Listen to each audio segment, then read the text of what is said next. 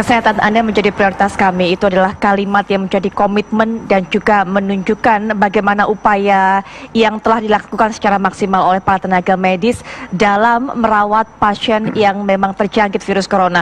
Maka kita sebagai masyarakat, termasuk Anda pemirsa, bantulah tenaga medis dengan tetap berada di rumah dan juga mempraktekkan social distancing ataupun menjaga jarak satu dengan yang lainnya, karena itulah yang bisa membuat kita mencegah ataupun memutus rantai dan juga bisa meminimalisir penyebaran virus corona. Dan pemirsa, selanjutnya kami akan bawa Anda juga untuk melihat penyebaran dari wabah virus corona. Ini merupakan data yang terbaru, di mana pada hari ini juga juru bicara pemerintah Ahmad Yuryanto sudah menyampaikan informasi terakhir. Ini ada di dunia 307.341 pasien positif terjangkit terinfeksi virus corona. 92.383 pasien berhasil sembuh, sementara itu 13.049 pasien meninggal. Data hingga saat ini di berbagai negara tentunya. Kita juga akan lihat, ini kita sempat sampaikan kemarin bahwa ada 3 penderita di Sulawesi Tengah, tapi kami ralat hari ini, kami koreksi, yang betul adalah di Sulawesi Tenggara. Kita lihat bagaimana penyebaran kasus COVID-19 di Indonesia. Sulawesi Utara, kemudian juga 3 orang di Sulawesi Tenggara. Selanjutnya juga ini adalah jumlah pasien di Pulau Jawa. DKI ini yang paling berat tentunya ataupun paling besar 307, sementara di Jawa Tengah ada 15 orang, di Jawa Timur ada 41 pasien, sementara 47 orang di Banten, Jawa Barat 59 orang, sementara di daerah istimewa Yogyakarta ada 5 dan juga Bali ada 3 orang terinfeksi corona. Di DKI Jakarta juga jumlah kematiannya paling tinggi di antara kota-kota di Pulau Jawa. Sementara itu kita lihat juga bagaimana penyebaran kasus COVID-19 di Kalimantan. 2 orang pasien dari Kalimantan Barat, kemudian 9 orang di Kalimantan Timur, Kalimantan Tengah 2 orang dan juga Kalimantan Selatan 2 orang. Selanjutnya si Pulau Sumatera, 2 orang pasien di Sumatera Utara, 1 meninggal, sementara itu 1 pasien di Riau, 4 di Kepulauan Riau, dan 1 pasien di Lampung. Inilah dia kasus COVID-19 totalnya hingga saat ini, hingga tepatnya Minggu sore, di mana jubir pemerintah Bapak Ahmad Yuryanto sudah memberikan informasi ataupun pengumuman terbaru. 514 kasus sudah terjadi di Indonesia, 29 berhasil sembuh, sementara 48 pasien meninggal dunia. Baik, Prof. David, ini kita sudah melihat data-datanya, betul kan? Tadi kita juga sudah mendapatkan pertanyaan penelpon. Mungkin juga bisa dijawab. Ada satu pertanyaan yang tersisa. Kenapa sih kemudian tadi ditanyakan oleh salah satu penelpon dari Tuban, serasanya kok begitu tiba di Indonesia, virus corona ini menyebar begitu cepat? Apakah memang ada faktor cuaca atau faktor lain-lainnya, Prof? Oh, terima kasih. Sebetulnya memang beberapa faktor yang menyebabkan cepatnya transmisi tersebut, ya bukan karena cuaca, tetapi justru kontak. Ya, kontak, dan pada saat itu memang belum diketahui atau belum ada kesepakatan harus social distancing. Tadi sudah disampaikan oleh Profesor Tabrani bahwa memang jarak sangat penting, karena kita lihat kalau seseorang batuk misalnya ya, atau bersin, nah yang keluar dari pernapasannya itu adalah butiran-butiran air yang dia bertahan cukup lama dan itu terhirup. Nah, makin banyak jumlah virus yang terhirup, maka tentunya penyakitnya lebih banyak, berarti lebih banyak virus yang masuk.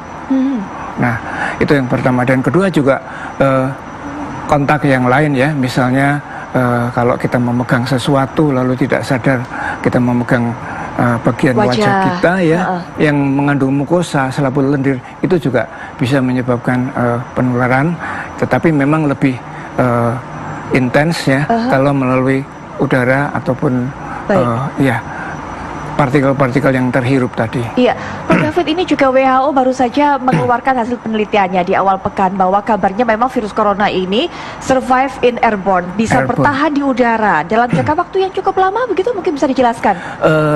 Nah ini jadi bukan, itu dapat diartikan bahwa virus itu memang bertahan setelah seseorang batuk.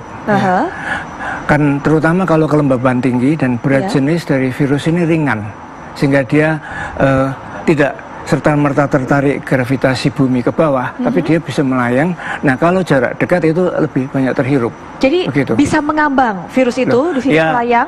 Mengambangnya sih dia pelan-pelan akan turun, tetapi ada aliran ada proses udara, terlebih dahulu, begitu kan? Gitu. Kemudian orang yang ada di dekat situ bisa langsung menghirup? Terutama kalau jarak dekat ya.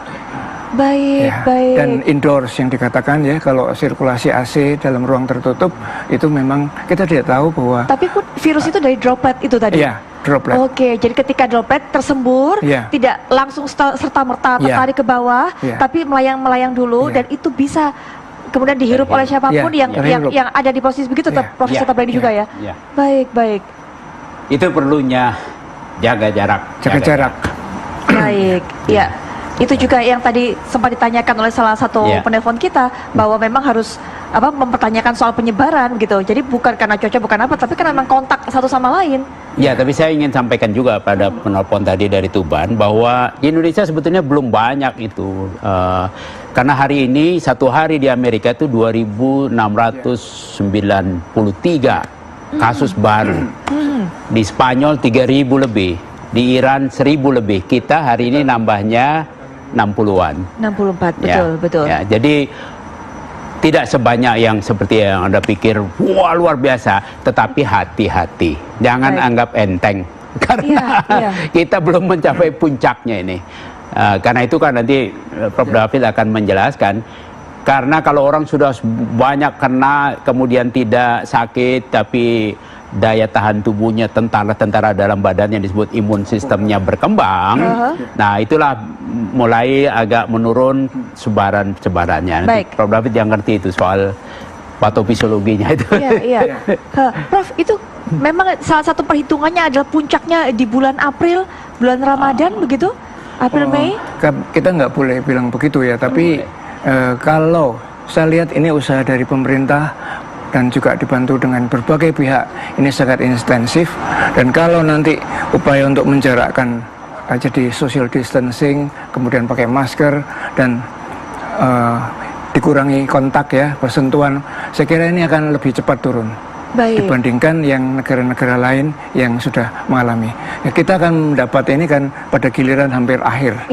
Jadi pengalaman yang dialami oleh negara lain itu kiranya sudah menjadi pelajaran buat kita, dan tentunya secara sosial dan epidemiologi mudah-mudahan tidak meningkat terus, karena kemarin dan hari ini kan sedikit lebih turun ya. Kemarin 80, hari ini 60. Mudah-mudahan flat terus dan lebih turun. Baik, kuncinya juga penanganan dari tenaga medis. Nanti kita akan bahas, tapi sebelumnya Prof, ini kita sudah punya penelpon dari Sorong, Bapak Andreas. Selamat malam Pak Andreas.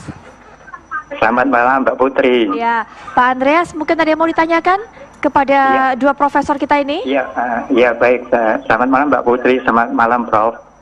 Iya, ini temanya kan kalau tenaga medis melawan corona. Untuk mengurangi beban tenaga medis ini kan salah satunya kita harus mengikuti imbauan pemerintah, diantaranya menghindari perkumpulan orang banyak.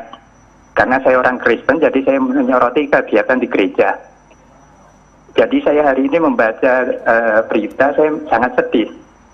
Ada salah satu gereja di Surabaya itu tidak mengikuti himbauan dari pemerintah. Dan saya melihat statement-statementnya itu fanatik buta. Nah, ini mereka tidak melihat dampaknya. Jadi kalau saya melihat selama ini adalah himbauan-himbauan saja dari pemerintah. Saya harapkan ini bukan hanya himbauan saja, tapi ini adalah keputusan pemerintah.